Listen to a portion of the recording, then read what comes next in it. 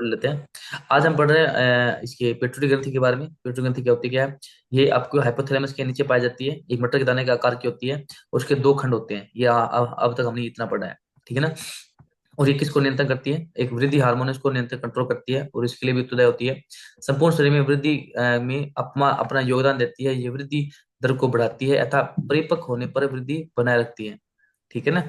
परिपक्व मतलब कि जब आप युवा अवस्था तक जाते हैं तब तक ये आपका सिस्टम बनाए रखती है। कहते हैं ना कि व्यक्ति की मेल की 21 एज लास्ट होती है कि उसकी, उसके बाद में उसकी हाइट नहीं बढ़ती। और फीमेल में कहते हैं कि वो उसकी एज 90 90 हो तो 19 हो तो मतलब कि वही वही वहीं तक उसकी स्थिर हो जाती है, उसके बाद में उसकी हाइट नहीं बढ़ती। ठीक है। तो इसका हिसाब हिसाब किताब है, तो आप प्रत्येक बॉडी का अलग अलग हिसाब किताब होता होगा। यदि हार्मोन अपेक्षाकृत मात्रा में कम मात्रा में स्थापित होता है तो मनुष्य में क्या बौनापन आ जाता है। ठीक है ना। इससे शरीर की उचित वृद्धि नहीं हो पाती। यही यदि हार्मोन क्या अधिक मात्रा में स्थापित होता है उसे क्या बोलते हैं? अति काया। ओ इतना बहुत बड़ा लंबा आदमी हो जाता है, 10-12 फुट का हो जाता है। ठीक है ना। तो ये आपको डिपेंड करता है कि हमारी बॉडी किस प्रकार से कार्य करती है। लंबाई इतनी हो जाती है। सामान्य वृद्धि रुकने के बाद यदि हार्मोन अधिक मात्रा में स्राव होने लग जाता है तो व्यक्ति की एक्रोमिनिगेली नामक रोग हो जाता है उसको। नाम इतना खतरनाक हो गया अभी इसको। ठीक है।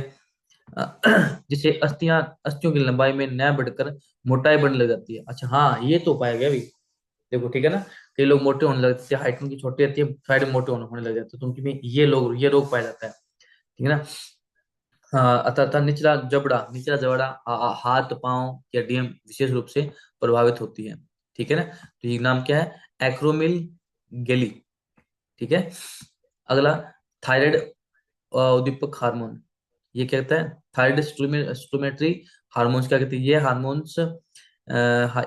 हार्मोन थायराइड ग्रंथि द्वारा स्रावित होते हैं। होने वाले थायरॉक्सिन हार्मोन के से स्रावित स्राव को नियंत्रण करता है, जिससे संपूर्ण शरीर में अपाच्य उपाच्य मेटाबॉलिक सिस्टम क्रिया को नियंत्रण करता है। ठीक है ना। तो थायराइड जो आपका ना गले वाला भाग ये वाला, तो ये किसको कंट्रोल करता है? ये आपके उपाच्य जो आपका डाइजेस्ट सिस्टम उसको कंट्रोल करता है। अगला का कौन सा है? एड्रोनो को एड्रोनो कोर्टिको ट्रोपिक ऐसे कुछ हार्मोन है।